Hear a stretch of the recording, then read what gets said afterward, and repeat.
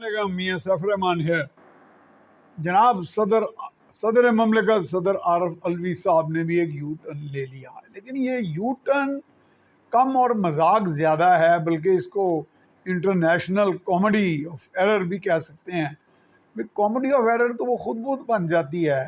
کہ جب وہ کہتے ہیں کہ میں نے اپنے عملے کو کہا کہ بھائی یہ واپس بھیج دو بل، یہ جو آرمی ایکٹ والا ہے اور دیگر اس طرح کے دونوں بل جو آئے ہیں، تو یہ جو ہے اس کو واپس بھیج دو. تو میں نے تو اس پہ دستخط کیے ہی نہیں. تو یہ کس طرح کی کمانڈ ہے آپ کی؟ یہ دونوں صورتوں میں آپ تو ایک میرا خیال ہے ایک ٹریپ میں آ گئے ہیں.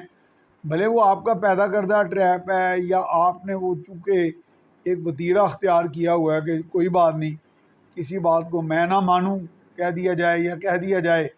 جو ایک سلسلہ چلتا رہا ہے. کیا اس میں کو آپ پی ٹی آئی کی سروس کر رہے ہیں یا ڈس سروس کر رہے ہیں؟ میرا خیال ہے you are doing this service to your own stature, آپ اپنے عہدے کے ساتھ بھی، کہ آپ کی کمان اتنی ڈھیلی ہے کہ آپ کے نیچے ماتحتین ایک باقاعدہ سیکٹری ہوتا ہے، پریزیڈنٹ ہاؤس میں سیکٹری رینک کے اور بھی بہت سے لوگ ہوتے ہیں، پورا نظام ہوتا ہے. اور بھلے یہ بات صحیح ہے کہ مسلح افواج میں سخت ڈسپلن پایا جاتا ہے، لیکن یہ جو بڑے بڑے ادارے ہیں، مطلب ایوان صدر ہوا، ایوان وزیر اعظم ہوا، جتنی بھلے دنیا بھر کی سازشیں یہاں ہوتی ہوں، لیکن کسی کی جسارت نہیں ہوتی کہ اگر صدر مملکت یا وزیر اعظم جو وقت کا وزیر اعظم یا وقت کا صدر ہے، حاضر سروس، وہ ایک حکم دے، بھلے وہ زبانی حکم دے اور اس پر عمل نہ ہو. تو یہ تو اس طرح کی باتیں تو پراپرٹی ڈیلرز اکثر آپس میں کرتے ہیں، یار کہ آپ نے کہا تھا کہ یہ سودے میں اتنا آپ کو کمیشن ملے گی، یہ سودا صافی ہوگا، اس میں یہ پیسے نہیں شامل ہوں گے، اس میں وہ نہیں ہوں گے. تو وہ مکرن مکرانے کا جو سلسلہ ہوتا ہے. تو اگر صدر مملکت مکر رہے ہیں صرف اپنی پی ٹی آئی کی لیڈرشپ کو ان کے تبرلے سننے کے بعد یا پی ٹی آئی کے دیگر زعماء کی باتیں سننے کے بعد، یہ آپ نے کیا کر دیا کہ فوجی عدالتوں میں مقدمات چلنے ہیں اور آپ نے وہی بل پر دستخط کر دیے، تو آپ نے تو اس کو ایکٹ آف پارلیمنٹ بنا دیا. تو ان کو ایک دم احساس ہوا. یہ تو ایسی بات ہے جیسے ہمارے سابق وزیر اعظم عمران خان بھی کہتے رہے کہ مجھے میری بیوی نے کہا کہ آپ کو پتہ نہیں آپ وزیر اعظم ہیں. یہ تو کل کو اگر ان کا یہ سلسلہ چلتا رہتا ہے اس طرح بھول پن کا، جو اب جس کا مظاہرہ صدر عارف الوی کر رہے ہیں، تو کل کو وہ کہہ سکتے تھے کہ جی مجھے تو یہ بھی کہا گیا کہ آپ کو پتہ نہیں آپ میرے شوہر ہیں. تو یہ بھول پن میں ہی پولے پولے بادشاہ جو سارا کام چلا جا رہے ہیں. یہ بھولا نظام گورننس جو ہے، یہ تو میرا حال کرپٹ نظام گورننس سے بھی خطرناک ہے.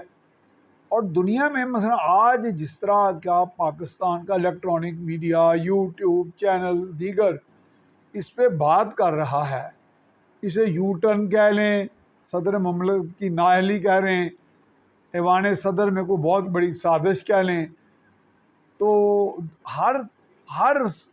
دو صورت میں، ہر تین صورت میں اس کے لیے کوئی جملہ بنا لیا جائے،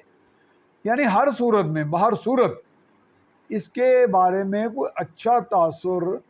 پوری دنیا میں نہیں گیا، بلکہ برا تاثر گیا ہے کہ پاکستان میں زیر زمین تو کام بڑے بڑے ہوتے رہے،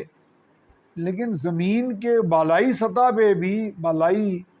منزلیں جو ہیں، اسٹریٹوسفیئر ہے جو حکومتی، یعنی وان صدر جیسا یا وان وزیر اعظم جیسا، وہاں بھی یہ کام ہوتے ہیں. آج تک تو یہ کام نہیں ہوئے. انوکھے انوکھے کام تو ویسے ہوتے رہے. آپ کو یاد ہوگا صدر مشرف کو، جو سابق صدر مشرف تھے، ان کو سزا دینے والی جو خصوصی عدالت تھی،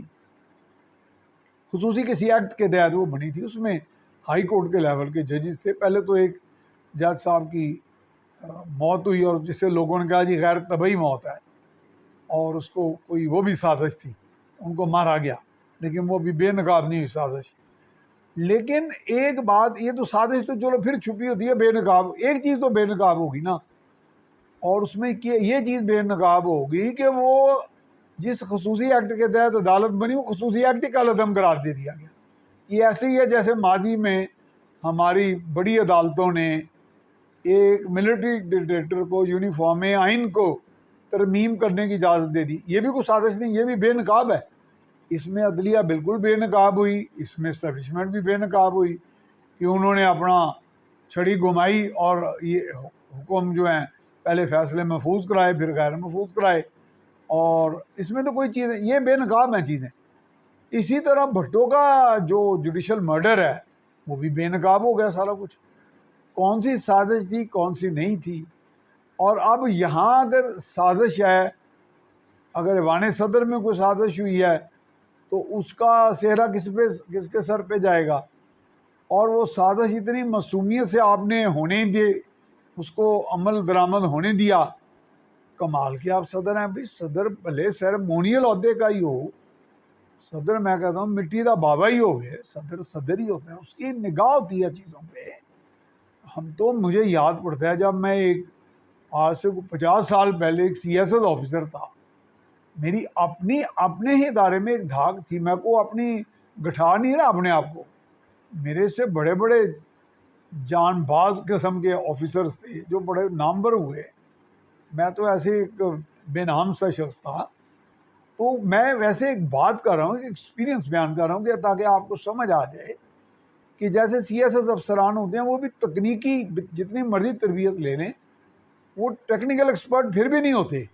وہ بنیادی جو ان کی تربیت ہوتی ہے وہ ایک ایڈمنسٹریٹر کی ہوتی ہے بنیادی, چاہے وہ آڈٹ اینڈ اکاؤنٹس کے بندے ہوں, چاہے وہ کسٹم کے ہوں, چاہے وہ امپورٹ اینڈ ایکسپورٹ کے ہوں, چاہے وہ پولیس کے ہوں. بنیادی تربیت یا جو مین ڈومینیٹنگ ان کی ان پہ جو فوکس تربیت کا ہوتا ہے یا ان سے ایکسپیکٹڈ چیز جو ہوتی ہے وہ ہوتی ہے ان کا مجموعی اجتماعی انتظامی صلاحیت جو ہوتی ہے, اس کو فروغ دیا جاتا ہے, جس کے لیے ایسے اسباق پڑھائے جاتے ہیں, موٹیویشن اینڈ مورال بلڈنگ, کس طرح مورال بلند کرنا ہے اپنے ماتحتوں کا, انفارمل اینڈ فارمل گورننس,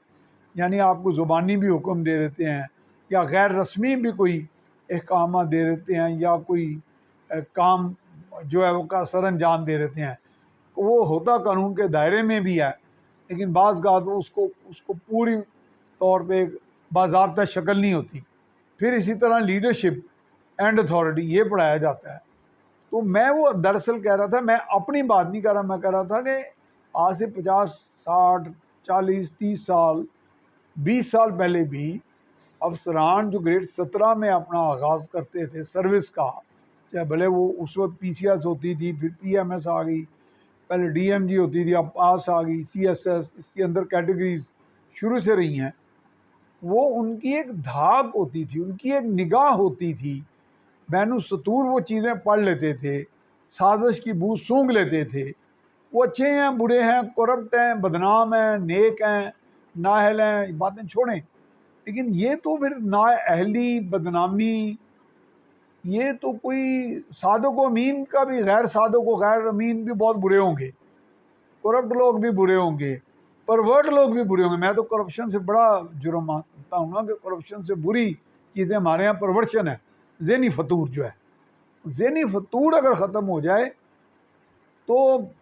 معاملات پھر بھی ٹھیک ہو جائیں گے, یعنی آپ معیشت بھی ٹھیک ہو جائے گی. ذہنی فطور نہیں ختم ہو رہا نا ہمارے یہاں, یہ نفرتیں, یہ اونچ نیچ کی جنگ, یہ اب یہ یو ٹرن, یہ بھی ذہنی فطور ہے. تو یہ ذہنی فطور, غیر صادق و غیر امین, نااہل, انکمپیٹنس, سازشوں کے اعلی کار, اسٹیبلشمنٹ کے ڈسے ہوئے, عدلیہ کے ڈسے, ان سب سے اوپر کی بالا تر کیٹیگری میں اب ہمارے صدر مملکت فال کر گئے ہیں. دنیا کی نظروں میں, پاکستان کے لوگوں کی نظروں میں, بھلے پی ٹی آئی کے اشاک ان کو اپنے سر پر چڑھا کے جتنی مرضی آرگومنٹ پیش کرتے ہیں.